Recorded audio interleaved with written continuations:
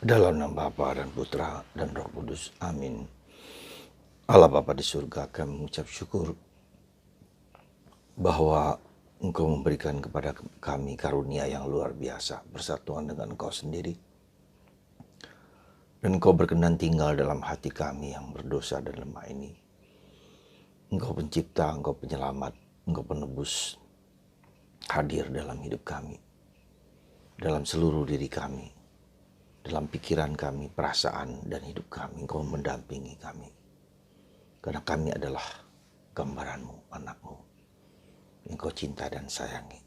Dampingi kami selalu ya Bapa dalam hidup kami. Demi Kristus Tuhan dan pengantara kami. Amin. Para saudara-saudariku yang terkasih dalam Kristus, dalam diri kita, setiap orang memiliki kecenderungan yang sangat mendasar untuk bahagia, untuk mengalami damai, untuk mengalami sukacita. Pasti itu. Nah, realitasnya adalah bahwa ada dua kemungkinan kita mencari damai karena memang kita belum mengalami kedamaian dan kebahagiaan. Dan mengapa itu terjadi? Ada banyak sebab, mungkin karena dosa, mungkin karena cara pikir kita, ya, mungkin karena luka batin kita. Karena luka batin itu membuat kita memiliki yang disebut dengan distorted thought. Pikiran kita kacau, yang negatif bisa menguasai hidup kita, bisa menjadi negatif thinking yang berasal dari negative feeling. Ketika kita mengalami perasaan negatif terhadap diri kita sendiri, membuat pikiran kita juga menjadi negatif pada orang lain, pada siapapun, kepada orang di sekitar kita. Maka yang salah satu penting dari diri kita adalah coba kita lihat software batin kita ini ya. Ya, kalau batin kita penuh dosa, penuh kekurangan, penuh kecemasan, ini ada batu, ada duri, ada apa, ini membuat software ini yang demikian, hidup batin ini membuat yang hardware, sisi luarnya juga berantakan dan kita tidak bahagia. Nah, dalam Injil hari ini Yesus memberikan suatu panduan, suatu pegangan. Kalau kamu ingin bahagia, berbahagialah, ya, maka harus berlandaskan kepada Tuhan. Jangan di luar Tuhan. Kebahagiaan itu bukan hanya soal emosi, tetapi suatu kondisi, suatu kesadaran bahwa kita itu berlandaskan ya kepada Tuhan. Dasar hidupku, ketergantunganku itu kepada Tuhan, bukan kepada diriku sendiri, bukan kepada materi, bukan kepada uang, bukan kepada harta. Karena semua itu tidak akan menjawab imago Dei kita tuh, gambaran diri kita yang berasal dari Tuhan. Karena kita diciptakan oleh Tuhan, maka saya harus bersandarkan hidupku hanya kepada Tuhan. Nah, itu yang dikatakan berbahagialah. Kalau kamu berbahagia maka bersandar pada Tuhan. Berbahagialah kamu yang miskin. Artinya apa? Orang miskin itu adalah orang yang tidak menyandarkan dirinya kepada apapun. Bahkan dirinya sendiri pun tidak. Ya. Nothingness, ya. Ketiadaan, ya. Kosongan. Ya. Nah, bersandar kepada Tuhan. Berbahagialah orang miskin, karena mereka lah empunya kerajaan Allah. Berbahagialah orang miskin juga berarti apa? Dia rendah hati. Nothingness. Bagaimana melihat contoh orang yang berbahagia orang miskin itu adalah anak yang hilang itu. Ketika dia mulai menyadari ketidakbisaan, ketidakmampuan, ketidakberdayaan, dan kerapuhan dia menggantungkan diri kepada Tuhan. Bukan kepada dirinya sendiri. Aku telah berdosa. Nah, jadi berbahagialah orang miskin itu bukan dalam arti miskin materi, tetapi sikap batin yang menggantungkan hidupnya hanya kepada Tuhan. Ya, itu orang yang miskin dalam pengertian biblis. Ya. Karena bisa saja orang kaya, orang punya duit, orang berharta, dia tidak miskin hatinya. Ya. Bisa saja. Ya, bisa saja orang yang miskin pun tidak berarti dia berbahagia. Miskin dalam arti sikap batinnya belum tentu juga. Jadi tidak miskin dan tidak kaya, tetapi sikap batin yang menggantungkan hidupnya, dirinya kepada Allah. Dan dia merasa bahwa dia tidak punya apa-apa, tidak bisa apa-apa, dalam tanda petik ya. Ya, bukan tidak bisa apa-apa, tapi dia menggantungkan, menyerahkan hidupnya kepada Tuhan. Ya, maka ketika orang memiliki sikap batin itu, maka dia akan memiliki Allah. Karena Allah yang dapat memenuhi segala kebutuhan emosi dia, kebutuhan apapun di dalam Tuhan. Bahagia di dalam, aku bahagia, ku terikat pada Yahweh. Nyanyian refrain yang luar biasa itu. Bahagia ku terikat pada Yahweh. Jadi salah satu penting berbahagialah orang miskin. Kata ini sangat mendasar di dalam khotbah di bukit. Khotbah di bukit itu adalah ajaran ringkasan dari seluruh ajaran Yesus. Dan sabda bahagia ini yang 8 ini adalah fondasi kita di dalam menjadi dasar, menjadi indikasi, menjadi kriteria bagaimana kita harus bahagia. Maka kalau kita perhatikan adalah berbahagialah orang yang miskin, berbahagialah orang berduka cita, berbahagialah orang yang lemah, ya. Berbahagialah orang yang lapar dan haus. Ya, jadi kondisi-kondisi di mana dia diperlakukan atau kita semua merasa tidak bisa dan tidak mampu, tidak berdaya, tetapi menggantungkan hidupnya kepada Tuhan, mencari Tuhan. Ya. Sumber dari kebahagiaannya ada pada Tuhan, bukan pada diri sendiri. Lalu yang lebih positif lagi, berbahagialah orang suci hatinya. Ya. Berbahagialah orang yang damai, berbahagialah orang yang dianiaya. Nah, jadi di situ kita lihat bahwa kata suci juga berarti apa? Jadi di sini Yesus mau mengajak kita untuk memperhatikan hidup batin, sekali lagi ya, hidup batin kita. Ya, supaya kita bisa mengolah. Jadi sekali lagi proses pengolahan hidup itu harus kita usahakan. Nah, tadi saya katakan bahwa kita mau bahagia dalam tanda petik karena kita kurang bahagia. Ada sesuatu yang kurang yang mau saya cari. Ada suatu keterlukaan di situ di mana saya tidak mendapatkan pemenuhannya dengan kenyataan hidup sehari-hari, dengan kekayaan, dengan apapun juga bahkan. Maka di dalam Mada Rohani Yohanes Salib, aku terluka, aku mencari Engkau Tuhan. Di mana Engkau bersembunyi? Ya.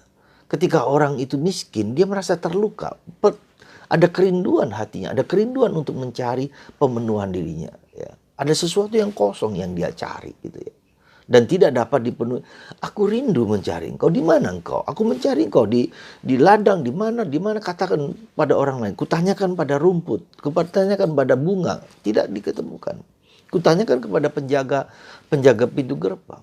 Nah, jadi sebetulnya kemiskinan itu adalah kerinduan mendalam bahwa hidupku itu ada sesuatu yang kosong dan aku ingin Tuhan sendiri memenuhinya. Maka terjadi suatu proses perjuangan terus-menerus pencarian kepada Tuhan. Maka kalau hidup kita tidak ada kerinduan kepada Tuhan, itu menjadi stagnan, menjadi mandek. Ya. Bagaimana cara kita mencari Tuhan? Yaitu bergaul dengan Tuhan, membaca kitab suci, merenungkan, berdoa. Ya, juga termasuk di situ mati raga karena ada soal kemiskinan. Jadi kita tidak memenuhi segala isi batin kita dengan sesuatu yang bukan Allah, katakanlah begitu. Dan ini bukan suatu perjuangan yang panjang dan kuat. Itu yang bacaan Injil hari ini. Dan bacaan pertama itu bicara tentang sangat menarik tentang Elia, ya, bapak pendiri Karmel, dianggap sebagai bapak pendiri Karmel. Elia diutus Tuhan, kamu pergi ke Raja Ahab, ya. Jadi tiba-tiba orang kampung ini dari kota Tisbe disuruh untuk pergi kepada raja. Bayangkan.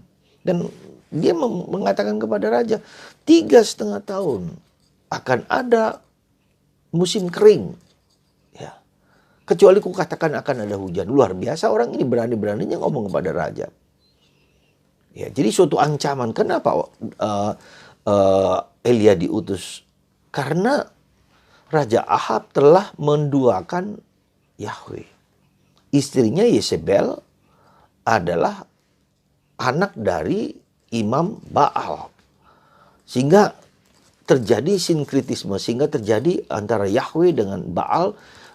Istrinya ini mendirikan tempat-tempat persembahan, ya, dengan mendirikan nabi-nabi palsu, nabi Baal. Dan itu yang menghancurkan iman Israel. Dan itulah yang menyebabkan bangsa Israel kacau balau. Maka Tuhan mengirim Elia untuk menyatakan itu. Akan ada celaka karena kamu telah menduakan Tuhan. Nah, demikian juga tadi kita lihat dalam arti menduakan Tuhan itu apa?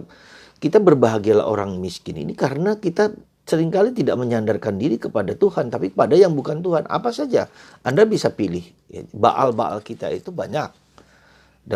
Kalau kita mau gabungkan, Baal kita itu pada menggantungkan diri kepada apa saja, bahkan kepada diri sendiri, ya, kepada orang lain, kepada siapa, kepada benda, kepada apa, dan kepada kekuasaan dan seterusnya. Berbahagialah orang miskin. Nah, Baal zaman sekarang itu seperti itu.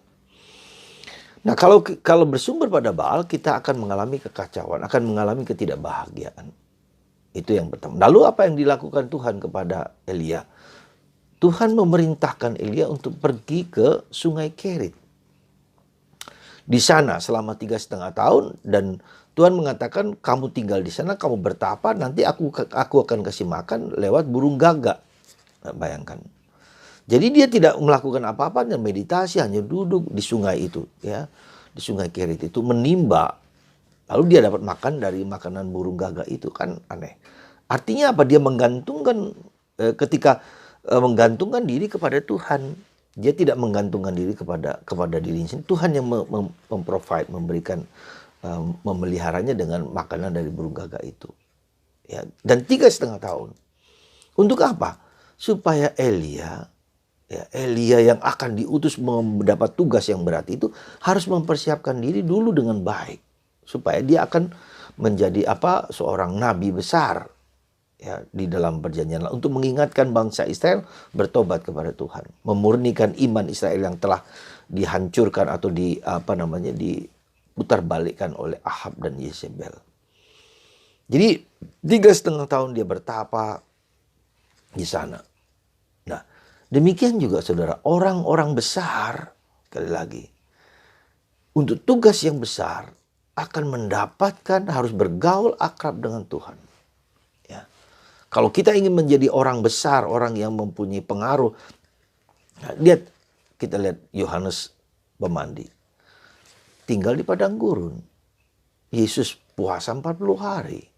Bahkan selama 30 tahun ia bersembunyi di Nazaret. Ya. Banyak contoh-contoh. Ya. Nah, tentu saja karena Tuhan mau memilih. Jadi perintah Tuhan untuk pergi ke sana. Jadi ketika orang dipanggil Tuhan untuk mendapat tugas yang berat, dia dibentuk dulu, dibina, dididik. Nah, kalau kita apa? Bisa seperti itu, tapi bisa juga Tuhan mendidik kita lewat penderitaan-penderitaan yang kita alami. Apa saja. Ketika penderitaan itu begitu besar, itu tanda indikasi bahwa Tuhan mau memakai kita untuk suatu tujuan yang sangat mulia. Maka terimalah penderitaan itu, terimalah kesusahan itu. Apa saja. Mungkin mungkin ada relasi suami istri yang gak bagus, ya, atau istri yang selingkuh, atau suami yang selingkuh, atau anak yang kacau balau segala macam, atau peristiwa keluarga yang seperti apa. Itu adalah suatu undangan dari Tuhan supaya kita dibentuk oleh peristiwa itu menjadi pribadi yang kokoh, yang kuat, yang bersandar kepada Tuhan. Maka saudaraku yang terkasih dalam Kristus, mari pasti kita dibentuk oleh Tuhan. Pasti, ya. Cara Tuhan itu yang seringkali tidak kita mengerti dan tidak menyenangkan bagi kita. Ya. Tapi itulah supaya kita dibentuk, dibina, diolah, digodok, dijatuh bangun, sakit, menderita, disalib, diapakan, dan seterusnya. Untuk supaya kita mengalami semua itu sehingga kita dapat membantu orang lain yang mengalami yang serupa. Seperti juga Elia. Ya, 3,5 tahun. Lalu nanti kita lihat bagaimana dia mengatakan, aku akan ada tidak akan ada hujan sebelum kukatakan. Wah, ini luar biasa orang tokoh ini. Saudaraku yang terkasih dalam Kristus, kita semua sekali lagi dipanggil kepada kebahagiaan. Dan kita dipanggil kepada kebahagiaan itu, maka kita harus berjuang. Ada banyak kekurangan, ada banyak kelemahan. kalau kita mau bahagia berarti ada sesuatu yang membuat kita tidak bahagia. Kita olah itu semua, ya. Entah peristiwa, entah penderitaan, entah salib, apapun juga. Dan itu semua adalah cara Tuhan membentuk kita. Supaya kita dipanggil untuk menjadi pewarta sabdanya lewat hidupku, ya, lewat diriku sendiri, dengan apa yang bisa kulakukan di sekitar. Mari saudara, terimalah hidup kita apapun adanya. Dengan segala kesulitan-kesulitan yang Anda hadapi di keluarga, dimanapun juga. Untuk membentuk software batin kita, supaya kita hanya bergantung kepada Tuhan. Berbahagialah orang yang miskin di hadapan Allah. Semoga Anda dan saya dan kita semua yang dipanggil Tuhan untuk menjadi pewarta kabar gembira siap dibentuk oleh Allah. Lewat penderitaan, lewat kesulitan dan masalah yang kita hadapi. Supaya kita kuat. Tidak lembek tapi kuat. Teguh di dalam menghadapi kehidupan. Bersama Tuhan Yesus, bersama Bunda Maria. Amin. Mari kita berdoa. Allah Bapa di surga, berkatilah kami semua ya Bapa. Seringkali kami tidak mengerti panggilan-Mu. Tetapi kami tahu lewat penderitaan, lewat salib, pasti Engkau membentuk pribadi kami. Serupa dengan Putra-Mu Yesus dan Bunda Maria. Tetapi kami mohon rahmat supaya kami lebih rendah hati, lebih bersedia untuk dibentuk oleh-Mu lewat cara-cara yang seringkali tidak kami mengerti dan terima. Terima kasih Tuhan, Engkau menyadarkan kami untuk bahagia meski dalam derita. Aku bahagia dalam derita. Semoga ini menguatkan kita dalam perjalanan hidup kita dibentuk oleh Tuhan. Tuhan memberkati Anda, dan bagi Anda yang sakit, disembuhkan oleh kuasa Allah yang Maha Tinggi. Lewat darah dan air yang memancar dari hati Yesus yang Maha Kudus. Berkat-Mu dalam nama Bapa dan Putra dan Roh Kudus. Amin.